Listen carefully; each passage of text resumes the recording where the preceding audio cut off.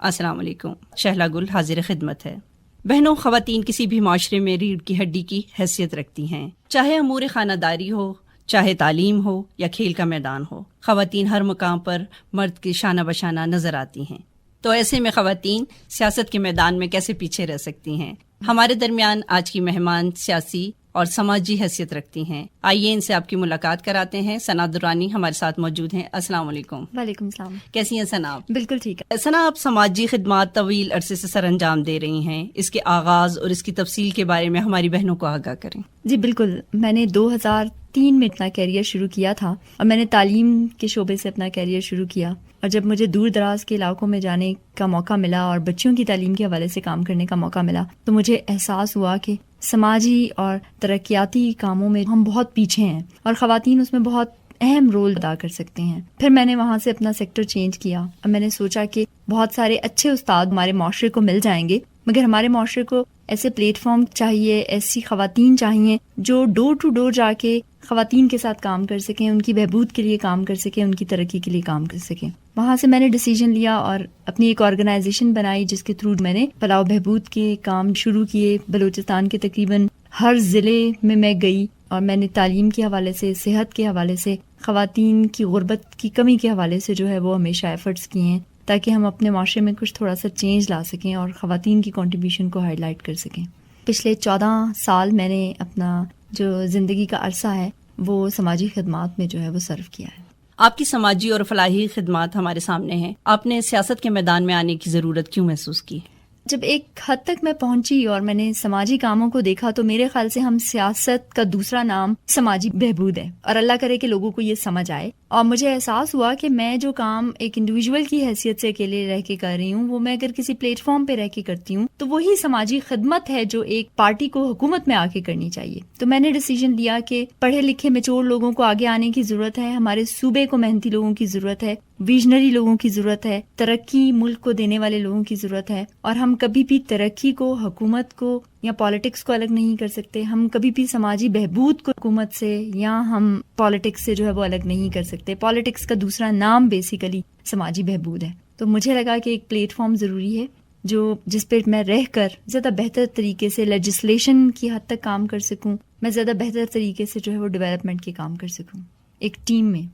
ثنا، آپ کی سماجی خدمات ایک طرف، ساتھ ہی آپ کی سیاست کی مصروفیات بھی، گھریلو ذمہ داریوں کو آپ کیسے نبھاتی ہیں؟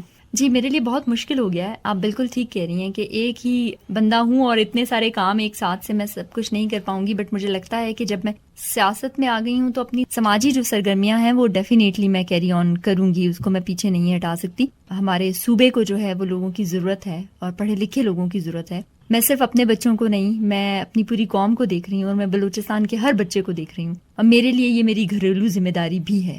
بہت خوب. ثنا، اس سلسلے میں آپ کے گھر والوں کی کیسی سپورٹ ہے؟ بہت زیادہ سپورٹیو ہیں. آج میں جس اسٹیج پہ بھی ہوں میرے گھر والوں کی بہت زیادہ کنٹریبیوشن ہے. میں آپ کو بتاؤں میرے ماشاءاللہ 4 بچے ہیں اور مجھے کبھی کوئی پریشانی نہیں ہوئی گھر سے نکلتے وقت، کیونکہ میں جوائنٹ فیملی سسٹم میں رہتی ہوں اور میرے گھر کے تمام ممبران جو ہیں وہ ہمیشہ سپورٹیو رہے ہیں میرے بچوں کے معاملے میں، میرے گھر کی دوسری جو ہے وہ چیزیں اس کے حوالے سے. تو مجھے کبھی کوئی نیگیٹو ریزز نہیں آئی ہیں، ہمیشہ ایک پازیٹیو سپورٹ گھر سے ملی ہے. اور جب تک یہ پازیٹیو سپورٹ آپ کی فیملی کی طرف سے نہیں ہوتی، معاشرہ آپ کو سپورٹ نہیں کرتا. ثنا، آپ کے نزدیک جمہوریت کیا ہے؟ عوام کی حکومت ہے، عوام کے ذریعے ہے اور عوام کے لیے ہے، مگر اس کے لیے بہت میچور عوام کی ضرورت ہوتی ہے. ہمارے ہاں اگر آپ لٹریسی ریٹ دیکھیں وہ بہت کم ہے. ہمارے ہاں اکثر اسی لیے ہم بہترین نمائندے جو ہیں وہ اپنے لیے نہیں سلیکٹ کر پاتے کیونکہ جو لوگ ال لٹریٹ ہیں ان کی انڈرسٹینڈنگ ہی نہیں ہے ووٹ کی اہمیت کے حوالے سے.